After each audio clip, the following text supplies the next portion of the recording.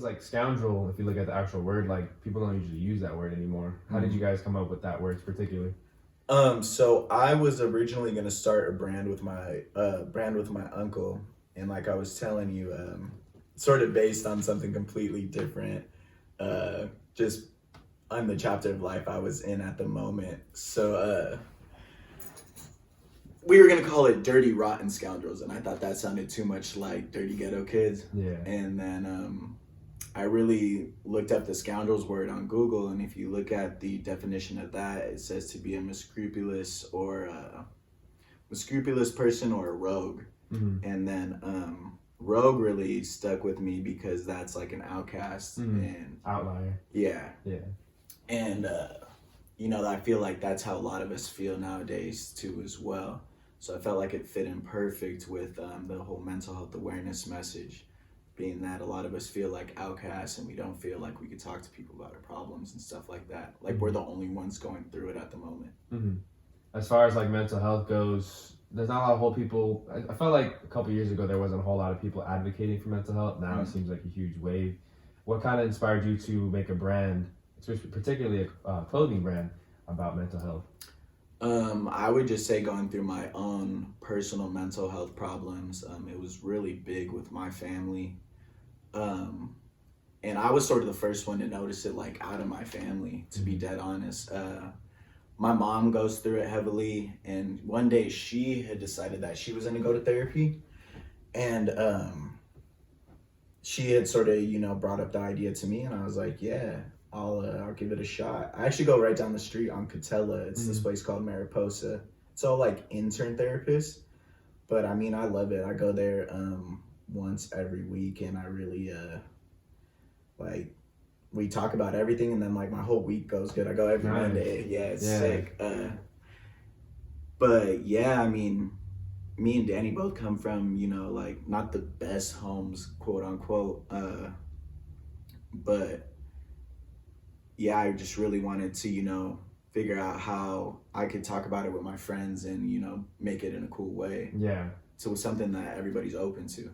Yeah, like, I mean, he's been my friend for a good amount of years now, and even talking to him about his own problems, it was hard for him to open up to me. And it's like, I realized that that's really a problem in society if your own close friend can't even talk to you. So just imagine strangers trying to talk to you about their situations and stuff. It's, it's really tough. And I think this brand could help people just be a little more open about it, just so they don't feel alone in it. If you can get a community of people, half of them are going to have the same issue, or can relate to something they've already dealt with in their life previously.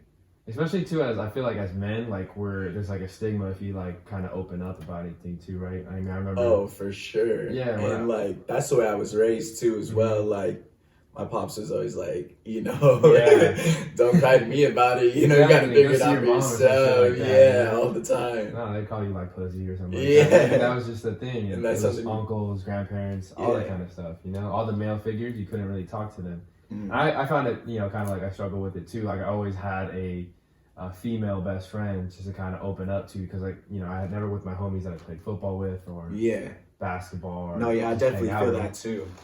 Danny thinks it's funny because I have female friends too, and I feel like it's great, man. Cause like just talking to them, and they always so like consoling, like oh, it's gonna be okay and stuff. But they always give advice too, so it's cool because they're not really like judging you. Yeah. So I like that. Just going based off your Instagram page, it says anxiety, depression. Is that something that both of you two suffered personally? If you guys don't mind opening up. Me, a lot of anxiety for sure. I mean, I got anxiety right now while we're talking, but that's just because the show. I mean, anxiety is an everyday thing for me, and same for me. Anxiety is something that we're in this world where you're held to high standards and stuff. So you got to try to be that, and it's like you got pressured, but at the end of the day, you just got to do what you got to do and, keep moving forward. So, I mean, something you have to deal with is, what is it called? What are we talking about? Anxiety. Pressures.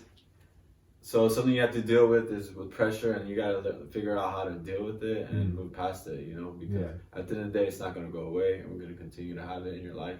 Yeah. So just figure out how to live with it. You know. I've learned a lot of new like tools and stuff like that too to help me through my day. I mean, I use my Breathe app on my Apple Watch. Nice. That's like a little thing that helps me out a little bit. But I mean, going to therapy, and that's the stuff I try to put on the Instagram page, little things that I've picked up from therapy. Like, I'm not a therapist, so I try not to be too crazy on it because I don't want to give somebody the wrong information. Right. And, you know, be responsible for that. So, like, when I hop on the Instagram, I'm trying to help in the littlest way. And, you know, you sort of got to take it and run with it however you interpret it. But yeah, I try not to really get too deep into it with people just because I don't want to give them the wrong message. Yeah, of course. But you're just trying to share the information or like knowledge that you picked up from the program. I mean, that's cool too. I go to a form of therapy too Monday nights, and it's like super helpful. Like just learning, like you said, it's all about tools. Like and the biggest tools that like we get from there is a lot of slogans. You know, like let go and let God, keeps it simple. Like that's stuff that I really like keep with me all day. And all week, and that kind of because I come from parents that were really just trying to push perfection on me, you know. And so like I feel like I got anxiety that way, and if I did something away from what they wanted, like they envisioned for me, it definitely like I had repercussions for it, and it kind of made me like feel like I had to be a certain way. So I feel you on that. My pops actually told me, going back to what you said about, you know, if you're not doing it their way, my pops actually crazy story. When I first told him I wanted to do clothing, he had his friend come over to try to like discourage me. No. My own pops, it was pretty crazy. It was pretty crazy. And then his friend started saying, you know, no, I really believe you could do it. Like, you just got to stick with it and keep doing it. And that drove my pops over edge, man. He got so heated. I remember he ended up getting in a fight with his friend, and like it just escalated into this whole big deal. But I mean, now he like, it's funny because now he'll text me every day and he'll be like, you know, maybe you could do this with the brand, maybe you could do this. And I was like, you didn't want me to do this like last year, bro. Like maybe now you gotta do it. So it's cool like seeing them come around too as well. So I mean, I just try to sort of stick my ground, and they eventually come around after a little while. So your brand's relatively new. How many years or months was this in the process of making though? I mean, shit, this started from when I first wanted to do clothing at like 16. But I mean, just with Scoundrels Supply in general, we're only on 6 months. Yeah, 6 months, maybe like 6 months to a year. So like last summer-ish? Yeah, last summer was probably when we, you know, sat down and kind of had the conversation, you know, like, you know, you want to create a brand, you want to do this, let's do it, bro. Like, let's stop chilling, let's not. I told him about it, and he was just like, boom, boom, boom. He was already writing dates on the calendar, and I was like, shit, already, bro? I was like, damn, I still gotta work. I gotta save up some money, like. And it was crazy, but I mean, I love him for that. Like, he really was that push. I mean, I have a bunch of influences, uncle, you know, mom, everybody was pushing me to do it. But Danny was like, all right, calendar, we're doing this next week. And I was like, damn, that's like a month away, dog. But I mean, it was cool. I love that push. I mean, we're here now because of it, to be honest. That's good too, because you don't want to, a lot of times we like to wait for like the perfect time to do things, but you know, like that perfect time may never come, you know what I mean? Like there's always going to be stuff, and even when the podcast, when I wanted to start it and kind of switch up the brand even, like I didn't know what I wanted to do, but sometimes you just kind of like throwing yourself into it, learning by like getting burned by the fire sometimes, like as a metaphor. That's the best way to go about it, but you kind of learn on the fly, and like I said, you don't have to wait for a perfect time to do anything. And that was, I would say that was my biggest problem. And I mean, you said you were starting the podcast by yourself, so like I'm sure you could agree with this, but you want it to be perfect, and then you're like trying to, while you're in your own head, you're like, this might not work out, so you keep on postponing it. And I mean, that's what I was doing. I was like, you know, this might not be as tight as I think it is, so I just like kept postponing it. But then, I mean, when I finally put something out there, it was so satisfying, you know, even if it wasn't perfect, just the way it came out, you know, was like perfect in my eye. So your brand is about mental health. Obviously the logo is a brain. How did you guys come up with that logo? Funny story, me and him were actually going back and forth about this. He was going to start a little business, and it was going to be called La Mente, you know, the mind. And I was like, pitched him the idea. I was like, why don't you put it in the brain? But he says he pitched me the idea of doing the brain. And I was like, we got to get this right for the show tomorrow. But yeah, I mean, so it's the brain. That's where all your problems, usually generate from. Yeah. It's your own head. Yeah. So I figured, why not the brain, especially if we're doing mental health awareness. Chose the left side. We chose the left side because that's more logical thinking. I personally already have the right side, so I figure why not put the left side on there, just to sort of Are you lefty? Have that little play. No, I'm actually right-handed, but I mean, I'm super right-sided with, being creative, whether it be stories and stuff like that. But I just really need that left side, like that logical get to doing it. And I mean, that's why we put the left side of the brain on there. And it just fit perfect. The brain is a strong muscle that we don't even know that the really power of what it can do, so crazy. If we all have a problem, we let the brain can take care of it and it can solve everything, just put your mind to it and your problems will be solved. It's just, brain is a very strong muscle. Yeah.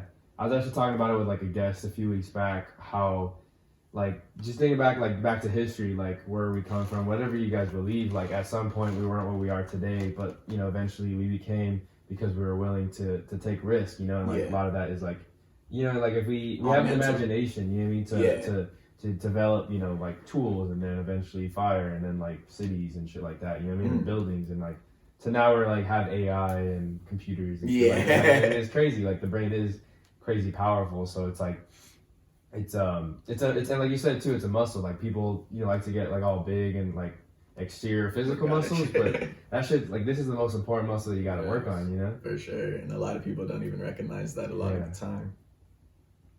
In your opinion, why is mental health such an issue in today's society? I think it's a big issue because, the suicide rates are going up, and I feel like a lot of that is because people are holding things in. They're not being able to talk about their problems, which causes them to just be sheltered and close themselves off to everybody. And, they end up hurting themselves. If not, they hurt other people. Mass shootings have happened. Yeah. That's something that's not normal in their head. Something's going wrong with these people. They're not just going out there to kill people for fun. Homelessness too as well. Yeah. We have that huge, especially here in Orange County, the homeless issue is massive, and it's not stopping. And I feel like people are using it as an excuse. They just want to be homeless. They think that's the way out. But at the end of the day, it's like those people, they need to talk to people. They need to release their ideas and, just talk to people and share what they're going through. Maybe somebody can help them, Yeah, a lot of them push it off on drugs and stuff like that, but I mean, that's not even what started it. It's like, it was their mental that got them into that aspect, and now they're, now they are using drugs, unfortunately, but I mean, it all started with some sort of mental health disorder where they're like, this is what I'm turning to. And then my thing is like, just a lot of, I mean, even smaller, but like social media, you see it all the time, like these people trying to do it for clout and stuff like that. I mean, I post funny videos here and there, don't get me wrong, but I'm not doing this like outrageous stuff. And sometimes I'm scrolling through my feed and I'm like, why would you even do that? Like, dog, we're on Twitter, it's like 12 o'clock on a Sunday and you're over here like just doing some outrageous shit. You feel me? Like, it's crazy. And I mean, I just saw a lot of mental health problems like within my family. When I went to therapy, they had me do like this whole family tree. And you basically go back and try to trace where it all came from. And it's crazy because it goes to like if I go to my parents, it's like depression, anxiety. If I go to my grandparents, depression, anxiety. And it's crazy like how long it's been coming and like, it's bound to get put off on me. So, I mean, I just know everybody has their own little form of it, and we've all gotten to this point where we don't like to talk about our problems anymore. And I feel like that is the problem. Like, if we just all started talking a little bit more, I mean, that's why I love the podcast. You're literally talking with people. Like, this is therapeutical in its own, just talking about, the brand and stuff with you. And you mentioned social media earlier too, and it's kind of like a hot topic. Do you think social media kind of entices people to have depression or to have anxiety because it's sometimes they develop unrealistic expectations for things. Oh, 110%. And you could just see it. I mean, there was that one, I don't know if you heard about that one YouTuber that landed up killing himself because his whole YouTube page got deleted. Like, I mean, that should never be that serious to the point where, Yeah. But, I mean, people do get hooked on it. They get that like, they get that retweet, and people like to run with it. Sometimes people, that's what they hold their, standard off of, is social media. Like, how many likes did I get? I got more than you. Like, and that's crazy to me. Or followers, I got more followers than you. Yeah, exactly. Like, I know I never put that on a job resume. How many likes I got and shit. Because I know you're a little younger, but like us growing up, Facebook kind of came in like when we were already like later on in high school. Yeah. But none of that was really a thing when we were like middle school, younger, elementary school. But now, like I said, especially too working with kids, like kids will live and die for that shit. Like, you know what I mean? Like watching them interact on social media with it's pretty astounding. And just to think like there's probably 4 or 5, 6-year-olds with social media, Instagram, Twitter, Reddit, doesn't matter. Like they have that kind of same anxiety or depression because of it, Yeah, and that's what's crazy. And it's what's hard about this is that it's only getting worse because this is internet. The social media is becoming like a profession. Yeah. YouTubers are being millionaires now. So it's like people are gonna want to look up to these people and do all this, but you got to realize that you got to work on your mental health. Because shit can go wrong, and you got to be able to handle that and not like do the wrong things to yourself. Maybe go into drugs, go into depression. Whatever it is, you can't just think you're like these people just because they did it. You can do it. Yes, you can do it, but don't put yourself down if you don't do it. Yeah, because I remember even like Instagram like 4 or 5 years ago, I was like, when people were saying, "Oh, she's like an Instagram model," I was like that's not a real thing. And then like you like fast forward to the present day, it's like crazy. Like everyone has their own sponsor or from a certain local boutique store or Fashion Nova or whatever. You know what I mean? They can get paid like that depending on the likes and shit. Which is pretty. And people are running with that, and that's why it's so crazy. I mean, I definitely do feel like it is detrimental, especially how big it's getting. And like he was saying, like both you guys are saying, young kids trying to be like that. I mean, my parents even want to let me have a fucking flip phone at 6 years old, let alone social media. If I would have had social media, my dad would have beat my ass. You're trying to mock the things that you see on Exactly. TV, Yeah. I remember because like YouTube was still big like when we were younger, and like so like there was a whole like Tyler the Creator when he did his whole YouTube channel. I remember like me and my friends, we were big fans of that. I was on that shit every day too. I used to watch all the Tyler the Creator's videos. Yeah, and eventually got his own show, but that's like that kind of from rags to riches story. You know what I mean? Like just doing it on your own YouTube. So like people want to have that kind of success stories too. In your opinion, just like you personally, do you guys like social media, or do you guys try and stay on it or off it? I'm not a big fan about social media. He doesn't. He's not on that shit ever. I don't like to go on that, but it's part of society now, and it's for business, it's good.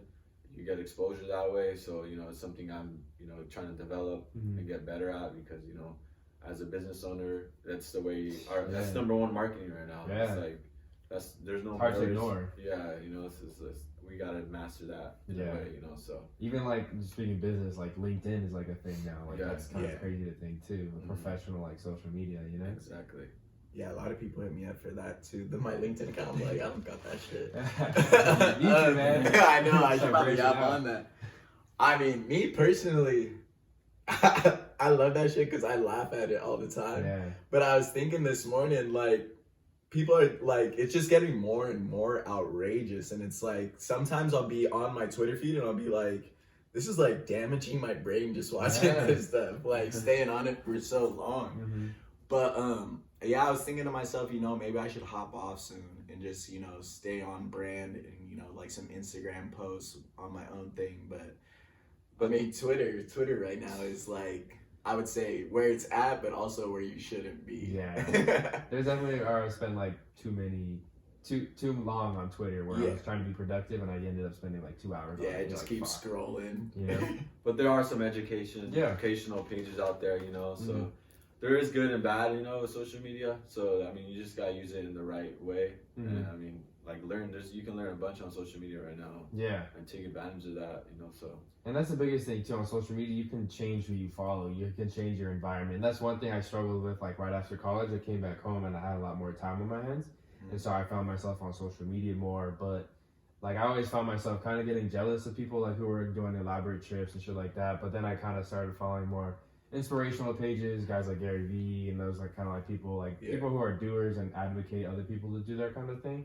So that helps a lot too. Like, but you just have to make that change, because if you constantly still follow the stuff that makes you sad or gives you depression or gives you anxiety. I follow a bunch of meme pages for some reason. That's what it's fun, yeah? Yeah, and then I notice it, and then I'm like, damn, I've seen the same meme like 10 times on 10 different pages. So I start unfollowing all of those. And Danny's like, why don't you unfollow all those on the Instagram? Because I run the Instagram.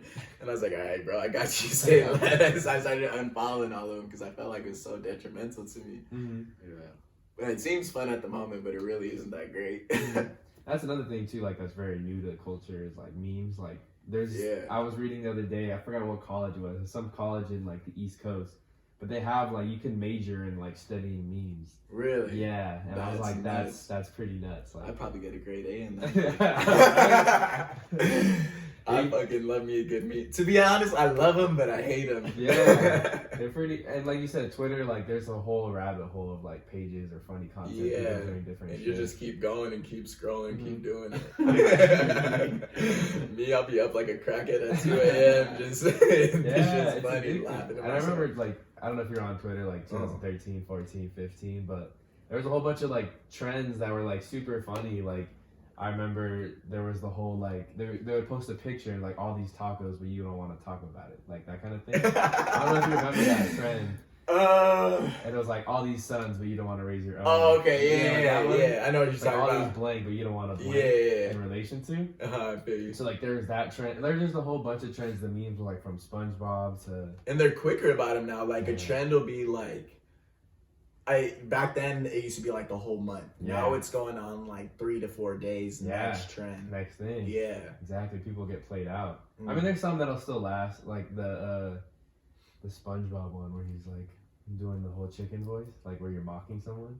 Oh yeah. His hand on his hip and shit. Yeah. That's funny. My mom sends me memes. She sent me this one about if you're it's like a picture of an owner and its dog, and it's like. She said, "Oh, this is you," and the meme says, "Here my owner goes, taking me along just to get laid." And I was like, "Mom,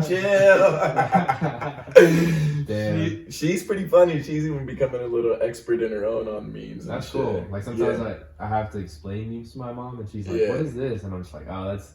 You have to go like back a few years and like, hey, this happened, and then this, and that's what the whole lead up to it. Yeah, exactly. But I feel like it's cool too because, in a sense, like that sort of helped me and my mom patch up our things with our mental health and stuff like that.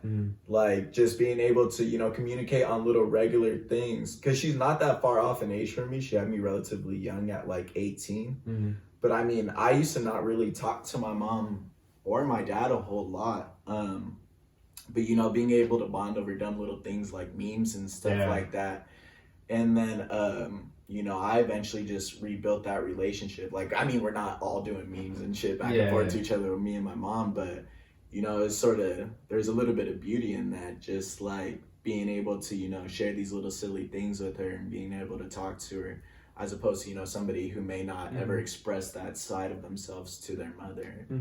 And I mean, I pick up on little things like that, and that's what's crazy. Like, little mental health things hit me all the time, and I'm like, damn, like, and that's like why it's such a big reason why I'm doing the brand, because I know it's not hitting everybody else like that. Like, people aren't learning the little tricks to help them out. People aren't breathing. People aren't doing positive self-talk to help themselves. And like, that's something that I've really had to incorporate into my day-to-day. Like, I'll be going to work and be like, like, you got to kill it today. Like, you got to do good.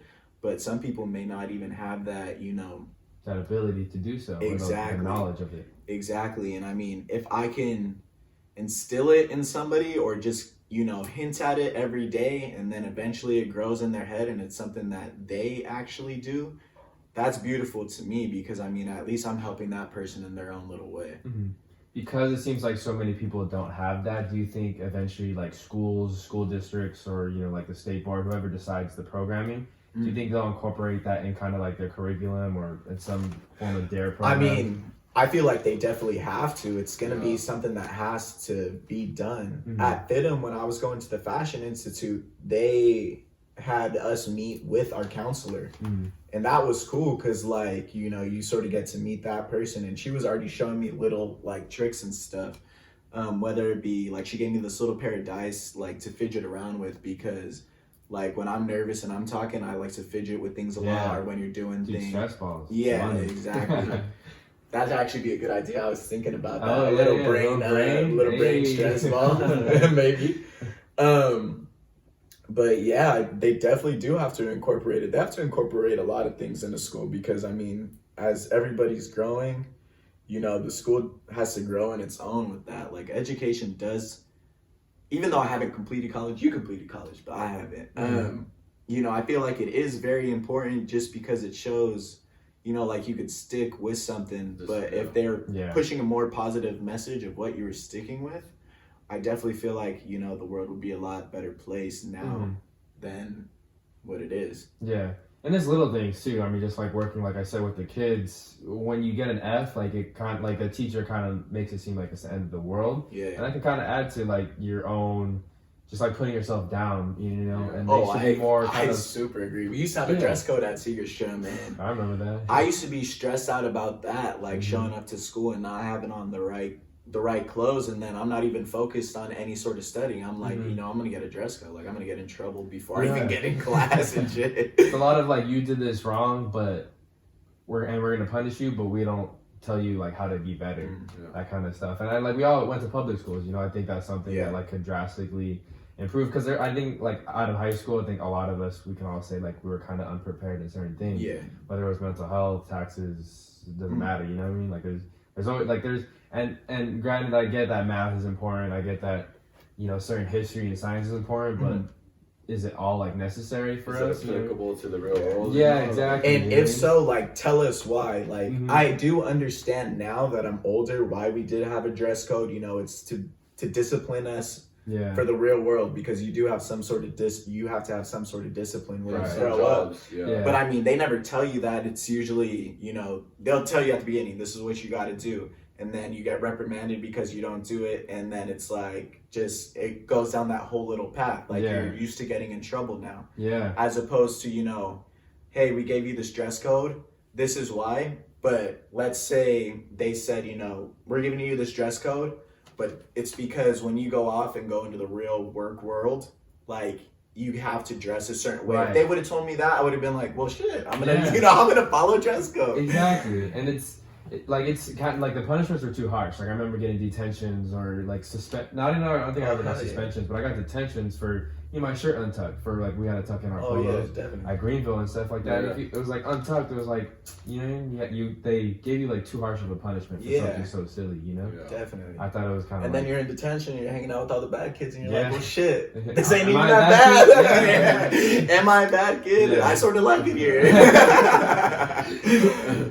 Then that it all goes into playing with mental health again. Like, it's so crazy because then you grow up in that whole little phase. I remember being I got in-house suspension because they thought I stole some money in middle school. And then the principal actually ended up apologizing to me, and I was principal aide the whole next year. But it was so crazy. Okay. But it's like, I met some kids in there, let's say I really liked it in there, genuinely. Like, that could have played into so many other bad things. I remember seeing some kid, like, crack up some Xanax and snort it in there, and I was like, what the hell? It's like 7th grade? I was like, dog, I'm still watching cartoons and shit. You're over here on a whole other level. Yeah. Fuck.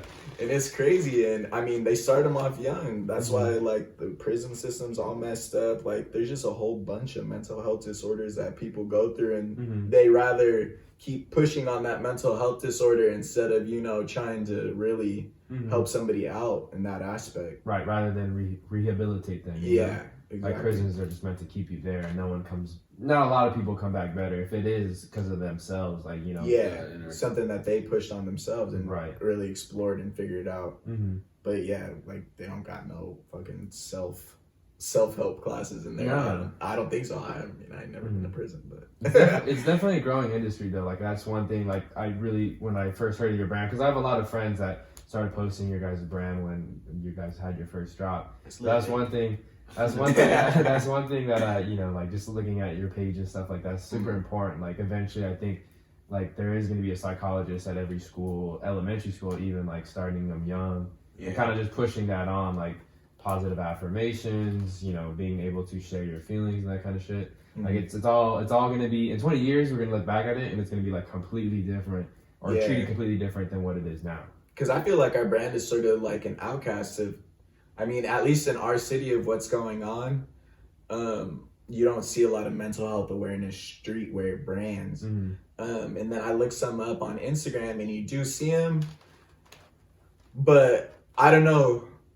A lot of people know me, so they correlate the brand towards me. Like you see a lot of the other mental health awareness brands, you don't know a lot about the owner or a lot about the CEO, whoever it may be. And I feel like that's just very important, so people know that there is somebody genuine behind it that, they know they could talk to. Like I had posted on one of the posts, feel free to send a message, and I was like, shit, a lot of people might respond. So I was like, but we may not be able to get back to you as soon as possible. But like I said, it helps me to help them. So I just feel like we're a brand that's more personable with people, and that's what I like about it. And I feel like that's where we sort of excel brand wise. And I mean, I'm gonna keep sticking with it because it's something that I'm passionate about. So going back to your clothing brand, the first drop, it has a lot of your clothing has the "It's all in your head" on the back of the shirt. How did you guys come up with that saying and decided to put it specifically on the back of your shirts? With me, well, we were gonna put it we were gonna put it on the sleeve, but the way and have it upside down, so like when you have your hands on your head, like you could think about it. See it? Oh, okay. But okay. It couldn't didn't work out because of the amount of stitching on it. And we didn't have enough room for all the certain sizes, so we had to find a new place for it. And so that's why it's on the back of the neck. But then the "It's all in your head" came from, we're just all trying to we just wanted it to be a real basic first drop. And we had to go back to the whole mental health aspect, and we want to correlate it as much as possible. So I thought of the "It's all in your head," and we're gonna do a whole bunch of things, but like we said, we didn't have the resources to do them. Like we're gonna put some things on hats so that it read it like that, but it was really just to get the message out of it is all in your head. Like you build up a lot of things, and it was real big for me to put it on the first drop because it was all in my head just to get that first drop out. Like I didn't think I could do it. I thought the clothing brand was going to be a bust. I didn't think we were going to get any play off of it. Like nothing was going to happen from it. And I realized like that was something that I had to understand myself, that it was all in my head. So, I mean, we're always going to try to put something positive on the shirts to keep people, motivated and get through their day. And that's what sort of marketing we're going on right now. Yeah, and mostly all problems start in your head. Yeah. So it's like, we got to understand that it's all in your head. Like, it's not a big deal. Just get over it or figure out how to move past it. Because it's literally just a little simple thought in your head that you can move past. It snowball, that shit gets bigger and bigger and bigger until you're like freaking out over something so small, Exactly. And that, I mean, I could always relate back to what you're saying, but like that's something that happens with me a lot. Like like you said, it snowballs and then it gets so big. I used to have like crazy anxiety attacks and stuff, but I had to really instill the "It's all in your head" like within me on my day to day. And right now, like I said, I do a lot of positive like self-talk going through my day to day, and that's pretty much like just something to get you throughout your day. Like it's all in your head. Like I'll say that to myself or whatever it may be I'm going through. Like I just got to realize like that's what I'm going through at the current time. Yeah, and that's huge get too. Past it, like Danny said. Just to like share a personal experience of mine. Like at the beginning of this year, like a lot of my friends will call me a workaholic. I'm always working. And at the beginning of January, I had a panic attack, and like after that, I kind of took my therapy sessions more seriously. They give me readings to read, so I took those readings more seriously. I took meditation more seriously. I'm taking all these things more seriously now. I'm like, actually, like, sometimes I'd only do it if I had the time for it, but now I'm like making time. Like, hey, I need these 20 minutes a day to do this in the morning, and then 20 minutes at night before I go to bed, or even whatever it is. Like, it's huge, because like, whether it's an anxiety attack or whatever, like, it's something that once you have it, like, it's for sure kind of, I want to say it's scary, you know what I mean? Like, for sure, like, it's something that you don't want to have like happen again. And I haven't had one since, I don't think, high school, but I could definitely relate to what you're saying too about being like the workaholic. Like right now I'm pushing 2 jobs and the clothing brand. I'm trying to get posts out, hit new people up. I mean, I'm so thankful Danny's there for me to, be able to do the licensing and everything like that, because I can't even make time throughout my week to do that stuff. Right. So it is a real yin and yang like thing we got going. And it works out perfectly, but like you said, like the anxiety attack you don't want to go back to. So you do have to make that time out of your day. Like I said, I was at church today. I was doing the breathe thing at church. I was like, I don't know, an anxiety attack might hit me right now. I got to do this. Yeah. But you really do have to set those 20 minutes a day, even if you're super busy, like how me and you are. And it's like, really just make sure to get that done. If you could take the time to, do whatever else you got to do, you got to take some time to take care of yourself for a little bit, at least once a day. Self-love, it's for real. Mm-hmm. What are some things that you guys specifically, because self-love can be anything to different people. What are some things that you guys to do for some self-love, or just to, kind of slow things down and, relax for a little bit? I do a lot of positive self-talk. I barely started incorporating breathing exercises as well.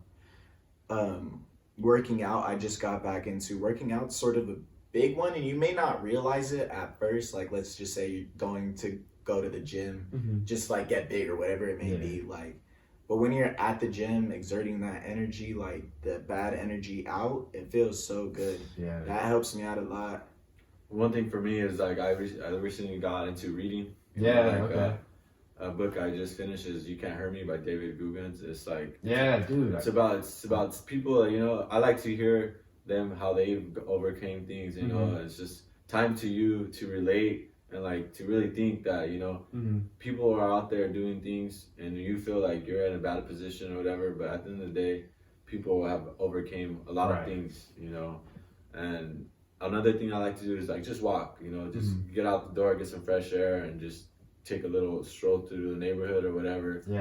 Just time, literally no phone, nothing, and just take the breather, get the fresh air in you, and that's it.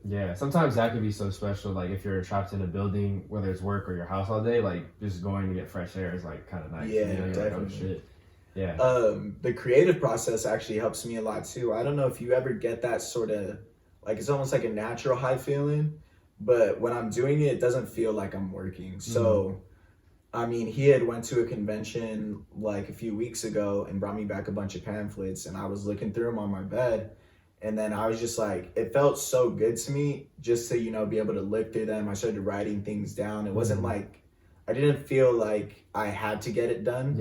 It was like I wanted to do this, and it felt good to, get that creative side out too as well. And a lot of people, I don't feel like do that. They'll sort of go around their creative process and try to do everything else instead of, just doing that. And definitely the creative, like being able to exert my positive energy on things that I like to do also really is self-love for me, to be honest. And going back to your book, he's an ex-Navy SEAL, right? Yeah. Have you seen his Instagram page? No, I haven't seen it. Dude, you should check it out. Like you do too. Like it's a pretty.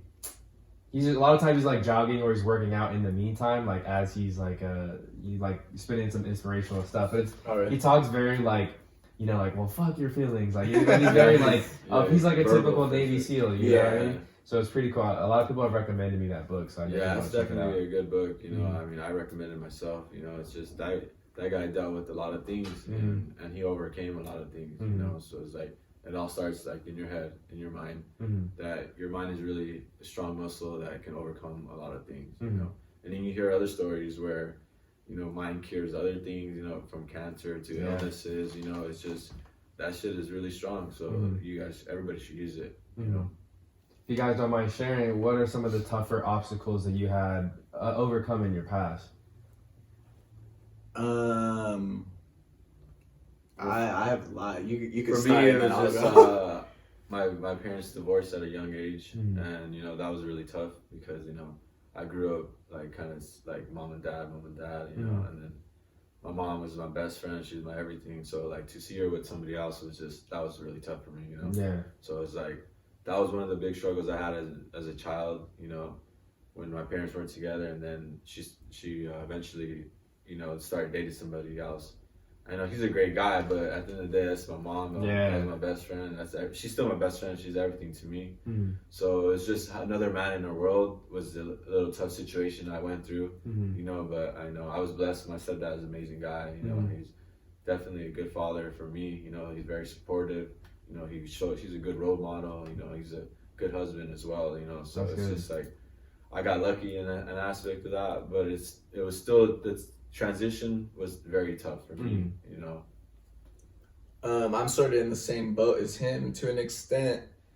I'm an only child though, so my parents actually split on my 16th birthday. Okay. We were supposed to take the trip out here as like a vacation, but I just remember them fighting and they split up. And we came out here, and I hated it here. I hated like being here. And I would say a lot of my mental health stuff came from that because I was living in Vegas before that. Oh, okay. Yeah, I was born here, but moved to Vegas at a super young age. And then same thing with him. It was always mom and dad. And then I'm an only child, so we got out here, and I started school. I started liking it, and then I would just say I spiraled out of control definitely after that period, probably up until about a year ago, to be dead honest with you. And I'm thankful I sort of came out of what I definitely could have been going through at that time. Like where I could be now is definitely a lot worse position than what I'm in. And but yeah, they had split up, moved out here, just started partying a lot. Definitely going off on the deep end. And yeah, I mean, I'm thankful. I started going to church a lot with my mom, and I, like I said, I took that leap of faith into doing therapy. So that really helped me out a lot too as well. But yeah, that's what I'm going on. Yeah, that's where I'm going from. Yeah, thanks for sharing, guys. Yeah. What are some plans for 2020 with the brand upcoming? So we do have a drop coming late April, early May, just depending on how it goes. But I actually just barely found out that my cousin is narcoleptic, and that means, she falls asleep unwillingly and stuff like that. And then I read up a little bit on it, and that's crazy. Yeah, it plays a lot into your anxiety and depression because, you're not, and she's younger, so you're not like every other kid, and then you start falling asleep and stuff like that, and then other kids are judging you. So, people don't really take that seriously. And, I'm sure she's going through a lot. And something I really told Danny that we need, and he's told me to as well, is that we really need to start like helping people as much as we can. So, we're going to do that drop. And it's going to be solely based on her. And what we're going to do is I'm going to do a $500 out-of-pocket donation to her. So for her medication and stuff like that. And then half of profits will go towards an actual study because it's such a rare disease that there's no actual cure for it. Oh, wow. Yeah, so there's not a lot of research being done on that, because it's, such a small disease that they're not really putting a lot of interest and care into it like some other ones that more people have. Obviously they're going to put more money into it. So we thought it would be good to donate to an organization to help educate or help get more knowledge to finding a cure or finding ways to prevent it or even to just get better from it, because it's you touch base at home, and it's, you can relate more, and you can see that, you know, that people are struggling, and she is, you know, sad and depressed sometimes. And at the end of the day, it's just because she's a little different, but, you know, it's something that can be solved. Yeah, and especially too, like you mentioned, if she's a young kid, like when you're a little different as a kid, like people are, like other kids make fun of you. I mean, high school could be hell for some people. Yeah. And so, yeah, we have that coming up. And then summertime will be probably one of our biggest drops ever. We're doing a lot of brand establishing right now. I mean, you caught us right after the first drop. So we're still building essentially at the end of the day. But summer, we're going to try to push for one of our biggest drops. It'll have, you know, the whole roundabout, hats, tank tops, shorts, socks, girls gear, gym gear and stuff like that. And then I believe we might have possibly landed a spot in the block party in June. Oh, nice. So nice. If we can make that happen. Yeah, definitely. so set up a table, you know, and just kind of inform people about our brand. Right there in downtown Santa Ana, right? Yeah. So, the East End block party. Yep. There you go. And a lot of our drops are purely going to be based towards, you know, some sort of topic, whatever it may be. Right. You know, there's always some sort of month dedicated to something. So if we can get ourselves some bit of knowledge on that and be able to, you know, give knowledge on it too as well, we're going to continue to do that. But yeah, just a bunch of experimentation, to be honest, and brand establishing in this first year coming up. Who knows, maybe a My Mike and I / Scoundrels drop. We can make it happen. That's one thing I do want to branch out is like start making merch like for the show. Yeah, you know, obviously one step at a time. You know, video first. You know, I want to start with some stickers, that kind of shit. But yeah, that's what we had to figure out too when we first started off. You know, like what we were gonna drop and how many of the things we were gonna drop. Because you don't know how many people are gonna buy it, but sometimes you just gotta take the leap of faith. Yeah, of course. Always have some extra stuff. 100%. We actually got your pack right there. If you want to open it up. All right. For the, I want to make sure it's not recording actually. Yeah. All right. Thank you guys. Appreciate that. Yeah. Like I said, we sort of sold out of a lot, so we had to get you the XL, but it's all good. Good wash and dry should fit you like a glove. All right, awesome. Thank you very much. Damn, this is nice. For all the viewers. Yeah. There's some extra stuff too there in the bag. Thank you. So it's a whole package that you guys do, right? Yeah. That's one thing too I saw from people when they're opening up stuff. It was like a whole sticker, and you get your little card. Personal message that we thought of. Oh, really? That, yeah. You know, that we typed out personally. Yeah. You know, is it different for each person? No, it's all the same right now. Okay. But it's just basically to continue to share the message on mental health awareness. Yeah. And then, you know, we may adjust it over time. It's that right there. Oh, nice. Dear Scoundrel, thank you for purchasing our first ever drop. Let us spread the word of mental health and awareness. We'd love to see you in our new supply tag. Instagram. Stay tuned for your stream flash. That's really nice. Yeah. And then I believe you still got some more in there. Sticker? Yes. Sticker. Nice. Yeah, I think that's. Oh, there's more? Yeah. Okay, 2 stickers? Alright. Wait, there should be one more if I'm not mistaken. Oh, okay. Oh, the pin. The pin. There you go. Alright, appreciate that. Yeah. Appreciate that. Thank you. No problem. So before we wrap things up, I do like to ask some fun questions just to kind of help the audience get to know you guys a little bit more. Yeah. What are your go-to toppings on a pizza? Mine is ham and pineapple. Danny's you're on a pineapple person? Oh, you're a pineapple person? Yeah. Fuck. I'm gonna have to find a new business partner. Really? That's my favorite. How long have you been into that? Forever. That's nuts. Well, I like the meat lovers, but that's my go-to, ham and pineapple. Yeah, ham and pineapple. That's crazy. Me, I am pretty basic. I'm just pepperoni, and I mean, I recently saw that you could put bacon bits. Yeah. Pepperoni and bacon bits on pizza. That's money right there. That's me. There you go. If you could have any kind of exotic pet, what would you want? Tiger. Yeah, for sure. Like a lion. You know? Okay. A monkey. And people do have monkeys, but I get scared to have a monkey too because they could go off definitely and like. Yeah. Have you heard of like people getting attacked by monkeys? Yeah. That's I've heard nuts. about that. Yeah. Actually, a funny story about that. I went to the Philippines. No, not to Thailand. Thailand. In December, and they have monkeys. We go to an island and you feed the monkeys. Or you're not supposed to feed the monkeys, but they have monkeys there. And they sell food there.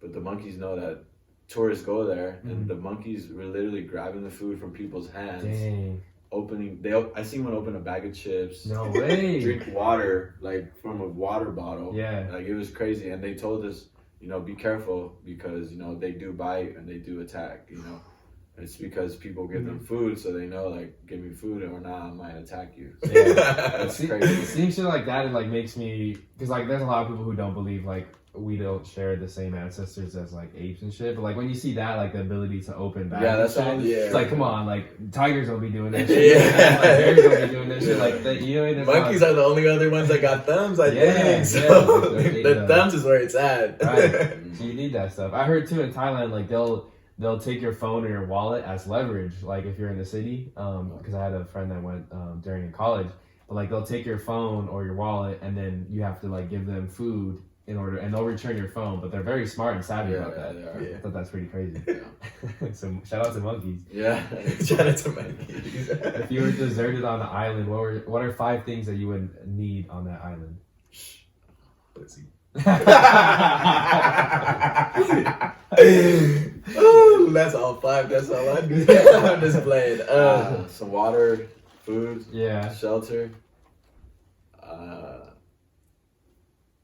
some sort of game. Okay. And something to make fire, Yeah, okay. Yeah. So you're going for practical. All right. Yeah. Shit. If I'm stranded on an island, my mama has to come with me. Okay. She has to be there. I'm bringing her. Definitely bringing my dog. Food. Let's see what else. Food, that's good. I want to come up with something cool. Food. Shit. A jet ski. Even though I can't leave the island, a jet ski. Yeah. We'll put that in there. Yeah. I gotta be smart about it. Yeah. I gotta at least drive around and have some fun. Yeah. And shit. Bit. I don't know. Soccer ball. I play soccer. Okay. Yeah. So Soccer ball. pass the time. For sure. You can have a conversation with any person in history that are alive. Who would it be?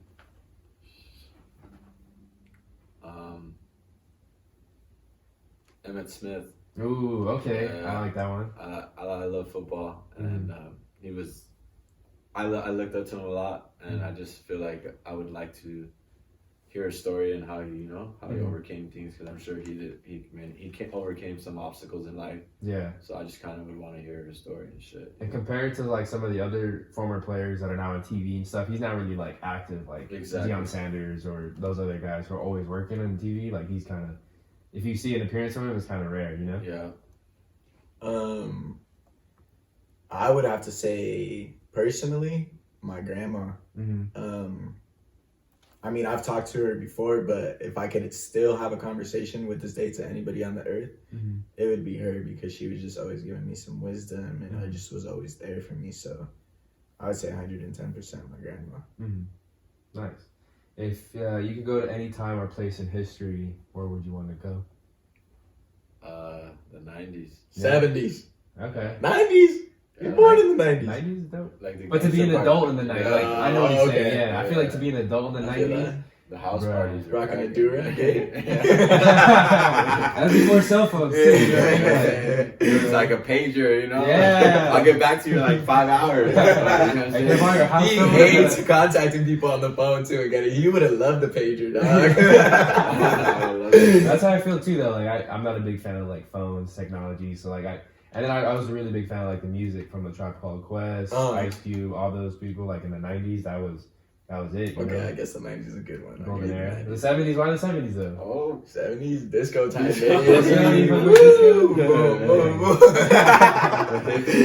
Yeah. Favorite disco song or artist? Shit. Mine was just more so the lifestyle that they lived. It's just a lot more laid back. Yeah, to my knowledge. But if I had to give an honest answer, I guess I would steal Danny's and say the 90s. Because I just feel like that'd be a cool age to go. All right, so if you have the day off, would you rather go visit the beach or would you rather go visit the mountains if there was snow? For me, the beach. I snowboard, so I would say the mountains. Okay. Yeah. The beach is cool though. There was one summer where me and him would hit up all these different beaches. There's like we figured out Califia, the one that has the train track behind it. Mm-hmm. He takes new people now, but it's all good. Is that your favorite beach then? Nah, I like Newport. It's Okay. like, it's more laid back. Victoria's cool. And Laguna Beach. Laguna Beach has a couple of beaches. Mm-hmm. Yeah, Victoria, Victoria, Table Thousand Rock. Steps. I like Thousand Steps. We can't be giving away the secret beaches. Yeah, but that one Keep is like, I like to get in the water, and right there is a little harder swim right there because it hits super shallow. Yeah. So it's like for the swims is like Huntington Beach, Newport, not the wedge, which is there more deeper. Mm-hmm. It gets a little more dangerous for some people. So Yeah, it does. like, I don't know. I like the water, so I'd rather go to the beach where it's a little safe to go in. Yeah, you guys ever been to Venice Beach? Yeah, that's like one of my favorite beaches. Like I've only been there twice, but man, you can see some like crazy shit there. Yeah, Venice is always fun. Yeah, we took a trip out there either in high school or right after high school. Mm-hmm. All of us, our big group of friends, and it's always a good time. It's definitely real fun with a lot of different people too. That if you take the trip out there, there's a whole bunch of shit to do. Culture over there. Yeah, I have a funny experience because my parents, they took me and my cousins there. Like we would do sometimes little trips like that, and they took us to Venice Beach. But I don't think my parents knew what Venice Beach was about because it's been a while since they had last gone. Yeah, and I just remember the entire time they were like shook, because there's people offering weed, there's people smoking, there's like there's a bunch of homeless people. But it's like a crazy collaboration of different people from different cultures. Yeah. And they were just like, you could tell they were like, we why did I bring you in? And they were like apologizing to my aunts and uncles. Like, I'm sorry we took your kids to this. There's some crazy story too. I actually have the guy. He wears like this Speedo and he juggles these balls and he's on rollerblades. Me and my parents took me to go eat at Venice. And I go in the bathroom, and this fool was shaving in the bathroom. So that's crazy. I forgot about that story till right now. But yeah, I just remember walking in there and being like, "What the fuck?" And then walking out like right away. I was like all shook and shit. I got back to the table, wasn't eating. Yeah, that's hilarious. Yeah. If you had to have a last meal on Earth, if this was your last meal on Earth, what would it be? Some steak. Yeah, some mashed potatoes and macaroni and cheese. Okay, steak from where? Do you have like a favorite steakhouse? Nah, I don't. I like mashed roast, to be honest. Okay. That's like, I like that steak. Yeah. I had one actually. We went to on my birthday in Chicago. I forget the name. Oh shit. But we had this the tomahawk. Yeah, it's like this. It comes with a big bone. It's freaking ginormous. It's bomb. Okay. It was like really like flavor, Mm-hmm. And then once I got a little bit older, I started liking steak more and stuff. So you get it like I used to get it like well done, Now I like start going medium rare, medium, just to get a little more flavor, So that's what I would pick, some steak. Okay. Me, I'm gonna pick a few things. But it's all gonna be in one sitting because I could eat it all in one sitting. Feast and feast. So I'm doing Mama's spaghetti. Okay. I'm doing Takis as an appetizer. I fucks with Takis heavily. So Takis as an appetizer, Mama's spaghetti. I love these sugar-free popsicles, so that's for dessert. And then Sprite for my drink. I love Sprite. I love soda. I'm a soda kid. My parents raised me on like this crack diet. McDonald's and soda. I was a little chubby boy for a little while. Yeah. But I love fast food. But for sure, Mom's spaghetti, Takis, sugar-free popsicles, and Sprite. Okay. What's an ideal dream vacation for both of you guys? Like together? No, I'm just playing. You could be together, but also as an individual. He's been places. I've been a couple places, but I want to hit Australia really bad. Australia? Yeah. Okay. I don't know. I just want to see like the wildlife there. They got some crazy beaches and shit. They got like a bunch of different regions of like different environments. Like mountains, the forest and shit. So I want to check that shit out one day. And they speak the language. Yeah. I've been to places where they don't speak the language. When I don't speak their language, it's very difficult to adapt and survive in that shit. What's the toughest place that you've been to where the language barrier hurt? Korea, dog. Oh yeah. Yeah, Korea is like it's tough. I can't order anything. You can't even read anything, You know, so yeah. So there's a lot of good amount of English speakers, but like another spot I had really trouble was in Portugal. Like it's quite different, and a lot of people there don't speak English. So that was the issue there. You know, at least in Korea, you can find somebody that speaks English. In Portugal, it was like rare to get somebody that spoke English. I was like, fuck, it's tough. Do you speak Spanish at all? Yeah. Okay, it's a little the same, but like Italian and Spanish are like you can live, but like I don't know, for Portuguese I couldn't really understand it. I met someone a lot quicker, no? I don't know. You know what's crazy? I met someone that was from Brazil, and like I had a full on, like I was working at a Big Five, so it was like one of my first jobs out of high school. He was from Brazil, and like he spoke only Portuguese. I don't know if it was Brazilian Portuguese different than Portugal Portuguese, but like I remember like understanding like word for word. Not word for word, but I understand like the gist of what he was saying, and I responded in Spanish, and he understood what I was saying. Yeah. So it was kind of like cool thing where it was like, I don't know, it was super weird to explain. I've never had an experience like that, but we were talking two different languages, but they were very similar. In a sense where I was like, I understand what he's saying. Like, that's cool. Yeah. That's a thing that I started to like master or get better at is body language. Yeah. You know, it's like my boy, he's Korean and he speaks to his mom. And they're having a full conversation in Korean, but I can understand what they're saying now, you know, just from like the way they're moving their hands, the way they're laughing, you know, what they're looking at and stuff. So it's like you start just getting the little things and you figure it out, you know. What about you, my boy? Me would have to be Italy. I'm half Italian. Ooh, nice. If I could, I don't know the exact name, and it's a shame I don't, but where my Italian side family is from. But I heard it's beautiful. It's like up in the mountains, so that would be my ideal place. I definitely have to do a lot of traveling. I mean, he's done a bunch. That's good. Me, I travel between the states a lot, but never same out of country. I still need to see New York and shit.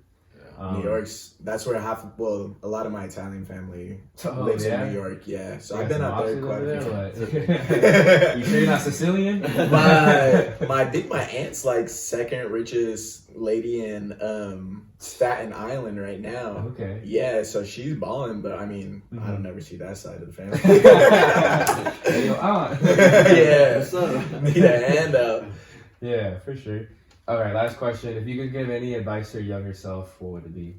That's crazy. I just had to do this in therapy. Oh, yeah? And, like, she did this whole weird little thing where she, like, sets up this whole scenery and brings you to talk to your, like, younger self. But with me, my whole thing was I was telling, basically, my younger self, you know, like, your parents did the best with what they could, you know, like with what they had. That's good, yeah. And you shouldn't hold resentment towards them. And it's also, I told myself, you know, to be nice to everybody and not to expect things back as well. And something I had recently thought of today was, you know, just to, because I'm big on church, I don't push it on other people, but it's, you know, really have that faith in God. And that was my personal message to myself. And for me, it's just kind of like certain things happen for a reason, you know. Don't dwell on it. Don't let it put you down and shit. Like, just, you know, move forward and, you know, figure out the better things of the reason for it and why it happened. Or don't just try to like, oh, I fuck that, and not be closed-minded pretty much. Yeah. So that would be my thing to take back as a child. Nice. Really appreciate you guys for hopping on again. One last time for the listeners and the viewers, can you guys plug your Instagram and where you can find your website? Yeah, it's going to be www.scoundrelsupply.com. That's also in the Instagram. And let me double check the Instagram. Okay. That's Scoundrels_supply. If you don't got the spelling, SCOUNDRELS_supply, SUPPLY. And link is in bio. All right, awesome. See you guys in spring. There you go. Thanks again, guys. Appreciate it. Yes, sir. Thank you. Awesome,